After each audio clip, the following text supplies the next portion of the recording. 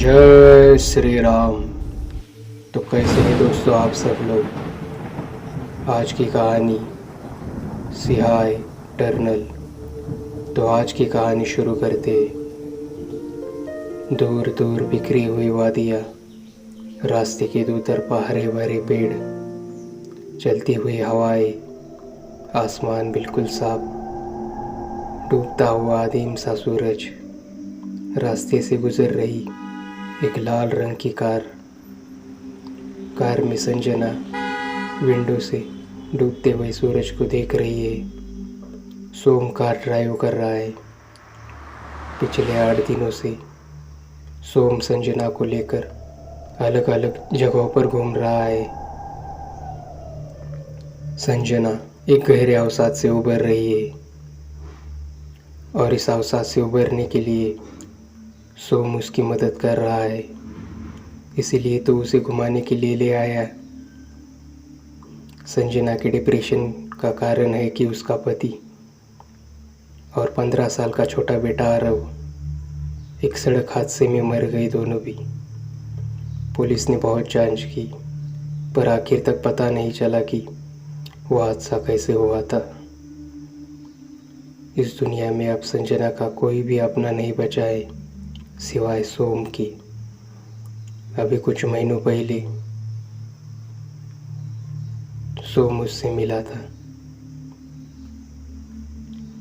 दरअसल सालों पहले सोम और संजना एक ही कॉलेज में पढ़ती थी। सारा कॉलेज जानता था कि सोम संजना से एक तरफा प्यार करता है। संजना भी ये बात जानती थी, पर सोम ने कभी अपने प्यार का उसे इजहार ही नहीं किया। वो डरता था कि अगर वो प्रपोज करेगा तो उनकी दोस्ती भी टूट जाएगी और फिर कॉलेज ख़त्म हो गया। सभी अपने अपने रास्ते चले गए। कॉलेज के बाद सोम संजना से कभी नहीं मिला। वो तो जैसे उसकी ज़िंदगी से ही गुम हो गया था। पर कुछ महीनों पहले संजना अपने पति और बेटे के साथ मॉल में शॉपिंग कर रही थी। तब अचानक सॉरी, कोई बात नहीं। तो तुम एक मिनट, तुम सोम हो ना? हाँ। लेकिन सोम उससे टकरा गया और बातों ही बातों में संजना को पता चला कि सोम उनकी सोसाइटी के बाजू वाली सोसाइटी में रहता है। सोम ने संजना के पति से भी मुलाकात कर ली।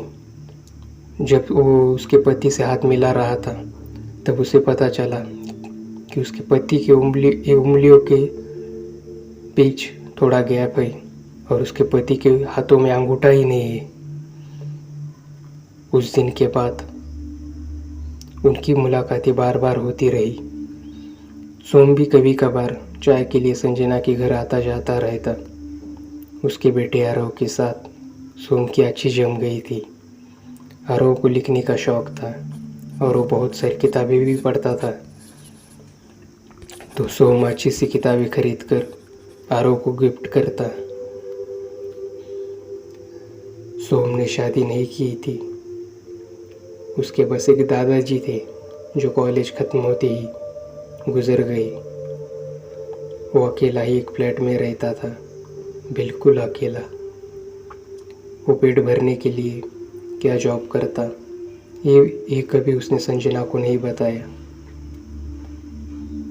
सोम ने अचानक गाड़ी रोक दी। उनके गाड़ी से कोई चीज़ टकराई थी। सोम ने तेजी से ब्रेक दबाया, इसलिए वो बच गया। जो चीज़ उस गाड़ी से टकराई थी वो एक आधेड़ उम्र का इंसान था जो कार वाले अगले वाले हिस्से बोनट से सटकर खड़ा था। गाड़ी को रोकने के लिए वो बीच में आ गया था। क्या है हाँ, अभी मर जाते ना? सोम ने खींचकर उस आदमी से पूछा।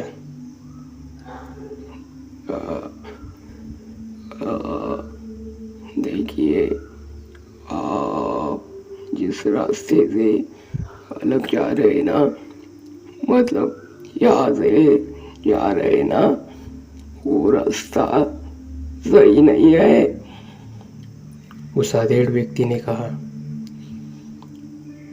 क्या मतलब, क्या है आपका? आगे सड़क का काम चल रहा है क्या? सोम ने उससे पूछा। सोम को उस आदमी की आवाज़ बहुत ही कटी कटी सी मालूम हो रही थी। टर्नल, आगे एक बहुत बड़ी टर्नल है, जिससे होते हुए शाम शाम के वक्त गुजरना बहुत खतरनाक साबित हो सकता है। ओ टर्नल सुबह से लेकर दोपहर तक आवन जावन के लिए सही नहीं है। ले, ले, ले, लेकिन शाम ढलते ही, ऐसा बोलते हुए वो अधेड़ उम्र का व्यक्ति रुक गया। मुझे ऐसी बातों से कुछ फर्क नहीं पड़ता है, ऐसा कहते हुए सोम गाड़ी चालू कर दी। लाल रंग की कार आगे चली गई। सोम ने फिर उस अधेड़ इंसान को पीछे मुड़कर नहीं देखा। अगर वो देखता तो उसे पता चलता कि वो अधेड़ उम्र का इंसान धीरे धीरे गायब हो रहा था, जैसे हवा में घुल रहा था वो। थोड़ी देर बाद वो अंधेरे से भरी टर्नल भी आ गई,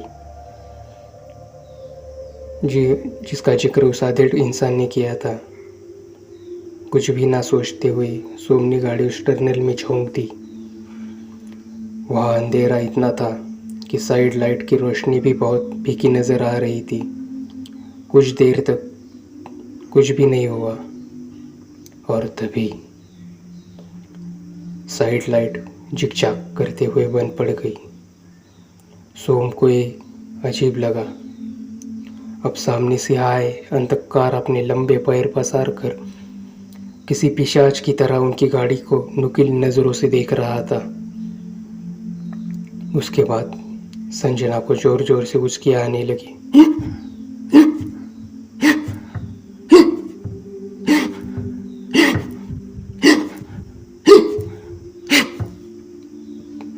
सोम कार को आगे की तरफ चलाए जा रहा था, और वो कर भी क्या सकता था।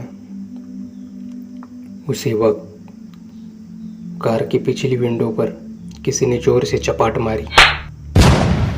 वो थाड़ की आवाज़ इतनी जोर की थी कि एक पल के लिए सोम भी कांप उठा।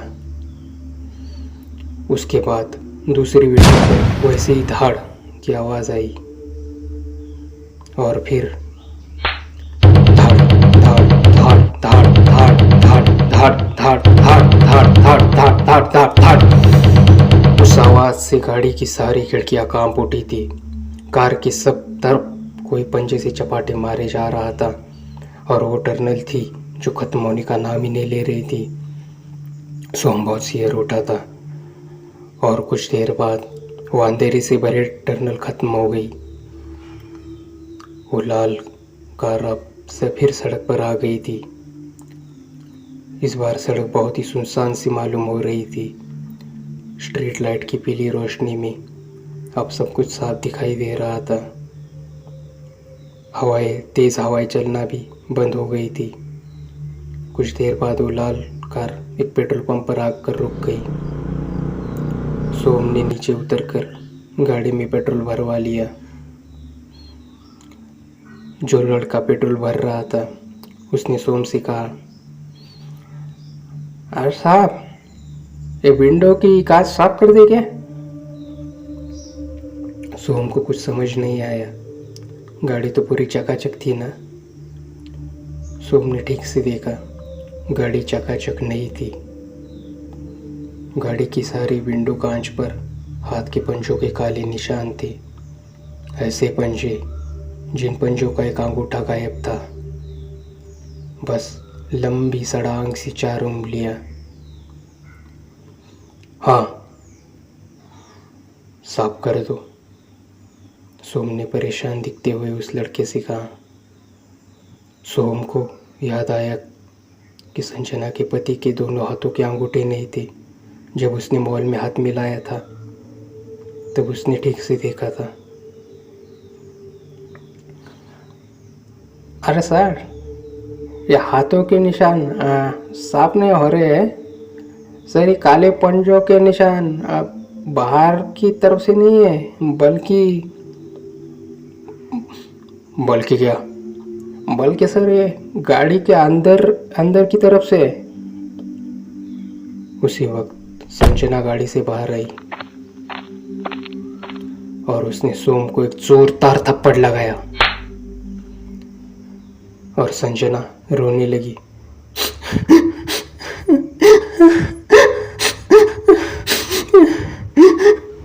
संजना बहुत सुबक रही थी।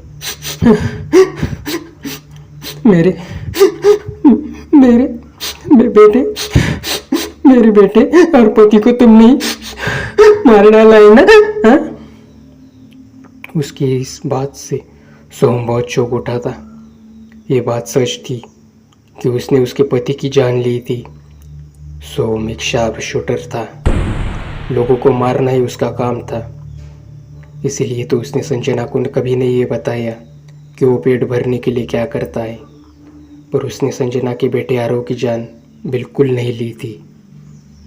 उसके बेटे को उसके पति ने ही तो मारा था। पता नहीं क्यों मारा था, पर आरव को उसने ही मारा था। इसीलिए तो सोम ने उसके पति को मार डाला था। संजना कह रही थी कि उसी हाई टनल में उसे जब उसकी आ रही थी, उस वक्त किसी फिल्म की तरह वो सारी घटना देख ली थी। मतलब कैसे सोम ने उसके पति की जान ली थी। दरअसल उसके पति की आत्मा ने आधी सच्चाई उसे दिखाई थी। संजना को आधी सच्चाई पर भरोसा नहीं करना चाहिए था, पर उसने उस आधी सच्चाई पर भरोसा कर लिया। उसके पति ने उसे ये बिल्कुल नहीं दिखाया कि उसने पहले अपने बेटे आरव को मारा और इसी कारण सोम ने उसे मारा था। ये सच्चाई उसे ज़रा भी नहीं दिखाई थी उसके पति ने। उस पेट्रोल पंप से थोड़ी ही दूरी पर जहाँ टनल ख़त्म होती थी, वही संजना के पति की प्रेत आत्मा खड़ी थी, जो उन दोनों के बीच बढ़ती हुई दूरियां देखकर मुस्कुरा रही थी। और टनल का अंधकार और भी गर्द हो रहा था। संजना सोम से फिर एक बार दूर हो रही थी। धीरे धीरे वो अंधकार उसे निकल रहा था।